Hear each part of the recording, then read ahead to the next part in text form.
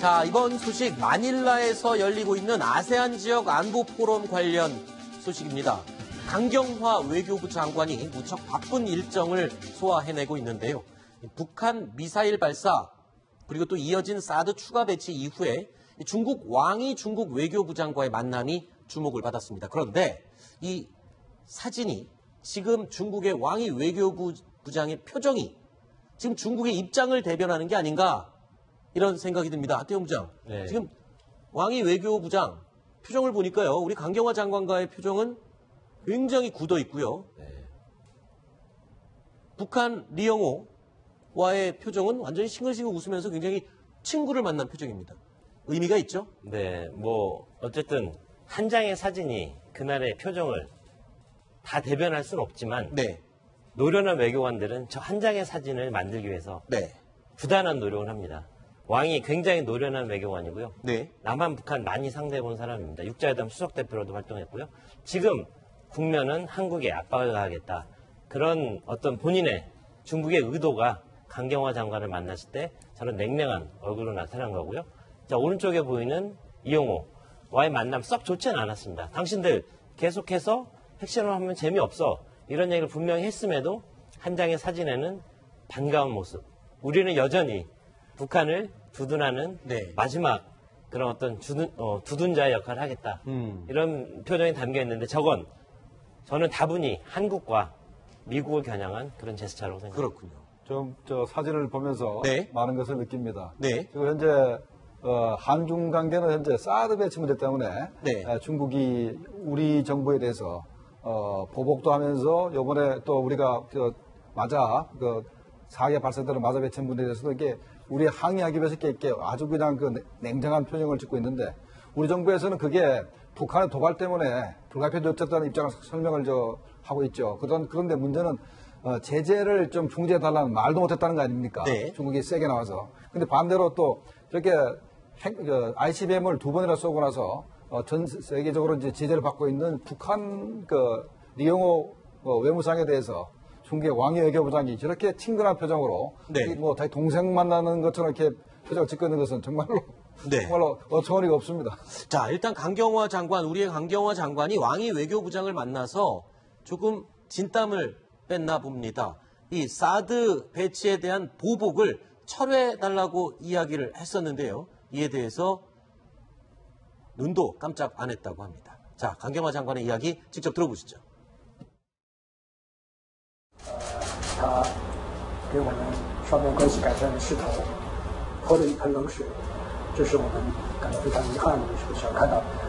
양국 관계에 약간의 어려움이 있는 게 사실이고 그런 어려움은 이렇게 자주 소통을 통해서 풀어나가야 된다고 생각했기 때문에 최근에 그 북한의 추가적인 미사일 도발로 인해서 그 위협의 레벨이 상당히 고조된 게 사실이고 이에 대한 우리 국민들의 그런 어떤 우려와 걱정이 극히 심화된 가운데서 대통령께서 내리신 결정이시고 자, 이 강경화 장관과는 냉랭한 표정을 짓고 또 리용호와는 다정한 표정을 지으면서도 또 북한에 아까 말씀하신 것처럼 경고는 했어요. 북한 측에 탄도미사일을 쏘거나 핵실험을 하지 말라고 했다라고 얘기했습니다. 그렇지만 이 왕이 외교부장이 북한의 리용호와 만나고 있을 때 우리 강경화 장관은 또 틸러슨 국무장관을 만나고 있었다고요. 어떤 얘기를 한 겁니까? 근데 결국 강경화 장관 같은 경우는 중국보다는 미국의 어떤 현 시점에서는 네. 미국과의 어떤 돈독한 한미동맹 강화가 이 시점을 타개하는데 가장 중요하다는 걸 알고 있는 그런 외교부 장관이고요. 또 네. 대통령에게도 그런 미션을 받았을 가능성이 높습니다. 틸러슨 장관과 만나서 틸러슨이 누굽니까? 바로 직전에 어쨌든 트럼프 대통령에게 혼나긴 했지만 어쨌든 북한과 대화할 수도 있다는 그런 얘기를 했었잖아요. 그렇기 네. 때문에 어쨌든 지금 현재 국면에서는 미국의 도움이 많이 필요하기 때문에 자, 좀 도와달라. 지금 우리가 중국과의 관계에서도 어려움이 많은데 좀 도와주고 북한에 대한 그런 어떤 압력. 그다음 최근에 유엔 안보리에서 대북 제재 결의안 굉장히 강력한 게 통과됐잖아요. 그렇죠. 북한 수출액의 3분의 1을 절단시키는 그런 대북 결의안이 통과됐기 때문에 앞으로 대북 결의안을 잘 이행하자. 그런 양국의 결의를 다지는 그런 시간을 가졌습니다. 네. 자, 리용호와 강 장관이 직접 또 만날 수 있는 그런 기회도 있었다면서요? 뭐 어떤 얘기가 오고 간 것 같습니까? 네. 아주 짧은 순간이었다죠? 그렇죠. 4분. 또 어떤 매체에서는 3분이라고 얘기하는데요. 네.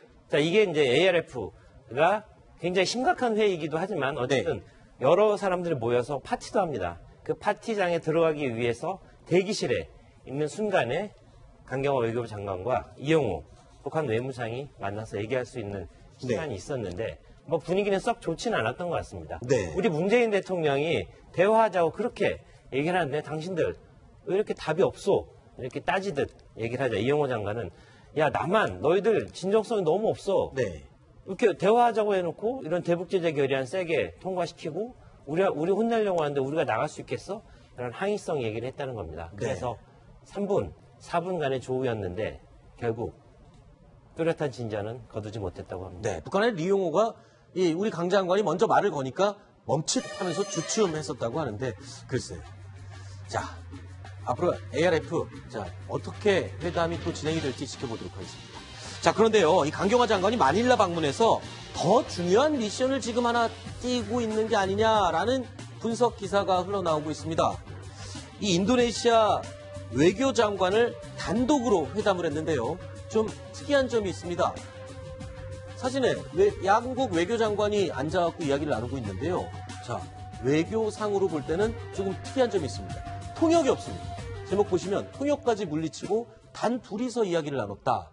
자, 양국 외교장관이 통역도 없이 단 둘이 모두 나가라 하고 얘기를 했다는 겁니다. 그러니까 어떤 얘기를 할까요? 그러니까 그 통역까지 내쫓았다는 얘기는 상당히 그 비밀스러운 얘기를 했겠다는 거죠.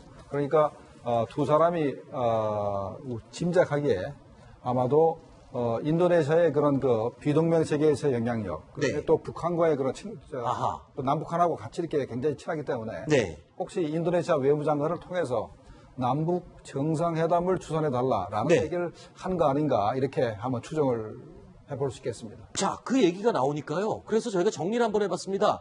이번 문재인 정권 들어와서 유난히 인도네시아와 우리 정부가 좀 가까워지는 게 아니냐라는 이 행적이 보이고 있거든요. 어떻습니까? 설명을 좀 해주시죠. 최근에 있었던 인도네시아와의 인연. 예, 박원순 시장이 5월 23일 날 인도네시아 특사로 방문을 갔었고요. 또 스카르노 푸트리 전 인도네시아 대통령이 방한했을 때 문재인 대통령이 또 만났었고요. 네.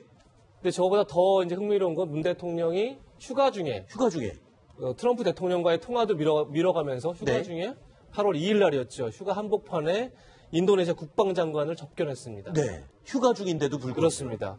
근데 인도네시아와 지금 국방협력에서 굉장히 뭐 중요한 무슨 현안이 있나? 사실 좀 고개가 갸우뚱해지죠. 사실 뭐 특별한 현안이 떠오르지 않는데 지금 어쨌든 정부의 주요 인사들이 잇따라 인도네시아 또 주요 인사들을 만나고 있습니다. 네. 아마도 지금 아까 김 교수님 말씀하셨지만 결국 인도네시아를 지렛대로 해서 북한과 남북 정상회담을 좀 추진하려고 하는 게 아닌가 그런 의심이 강하게 들고 있죠. 또 7월 달에는 친문계 의원이 인도네시아를 방문했습니다. 그런데 언론이 그걸 알고 도대체 왜 갔냐 그럴 때 그 의원이 자, 내 미션을 얘기할 수가 없다 또 이렇게 얘기를 합니다. 그러니까 더 의구심이, 궁금증이 더 커지는 거죠. 그래서 뭔가 좀 북한과 물밑 접촉, 물밑 대화를 좀 시도하고 있는 게 아닌가 이런 이제 추측을 해봅니다. 자, 그러면 도대체 북한과의 물밑 접촉을 위해서 왜 인도네시아가 자꾸 언급이 되고 인도네시아와 가깝게 지내는지 한번 북한과 인도네시아의 관계를 한번 저희가 자료를 찾아봤습니다. 하태영 부장, 어떤 관계입니까? 굉장히 오래된 친분이 있군요. 지금 김일성의 모습이 보이네요. 김일성과 왼쪽에 이제 수카르노 인도네시아 대통령이 모습인데 뭐 김정일과 달리 김일성은 굉장히 많은 해외 여행을 했습니다. 그리고 그 비동맹 운동, 그러니까 제국주의를 반대하는 그런 비동맹 운동의 핵심 세력이 또 인도네시아였는데 그 중에 수카르노가 상당히 중심 인물이었습니다. 그렇기 때문에 김일성과 수카르노는 아주 오래전부터 굉장히 친형제 비슷한 그런 관계를 맺어왔고요. 그렇죠. 수카르노가 김일성이 이제 인도네시아를 방문했을 때 자식들 앞에서 야, 너의 삼촌 같은 사람이야. 김일성을 보고요. 김일성한테 그렇게 얘기했을 정도로 아주 돈독한 그런 관계를 유지하고 있고요. 그 관계는 2대, 3대까지 좀 이어지고 있는 상황입니다. 그러면 지금은 이 수카르노 대통령의 딸이 북한과 우리나라의 관계를 연결해 줄 수 있는 그 연결고리를 할 수 있는 그런 역할을 하겠군요. 그렇죠. 이제 메가와티가 이제 그 딸이 또 대통령이 됐어요. 네. 그 메가와티 역시 또 계속해서 좋은 관계를 유지했고, 메가와티는 그 이후에도 우리나라의 어떤 메신저 역할 비슷하게 평양을 방문하고 북한을 방문할 때마다 우리 대통령의 뜻, 그런 것들이 전달되는 그런 메신저 역할을 했기 때문에 지금 상황 굉장히 교착돼 있잖아요. 자, 얼마 전에 문재인 대통령이 취임 직후에 교황청에 누굴 보냈습니까? 특사를 보내서 그렇죠. 야, 좀 어려우니까 그 교황께서 좀 나서서 아하. 직접 한번 대화를 주선해달라 이렇게까지 했잖아요. 교황청 약간 관계가 좀 덜한데도 그렇게 했는데, 자, 인도네시아는 아주 오래된 60년, 70년의 인연을 갖고 있는 그런 나라이고 그런 지도자들이기 때문에 한번 해봄직한 카드라는 생각이 듭니다. 네.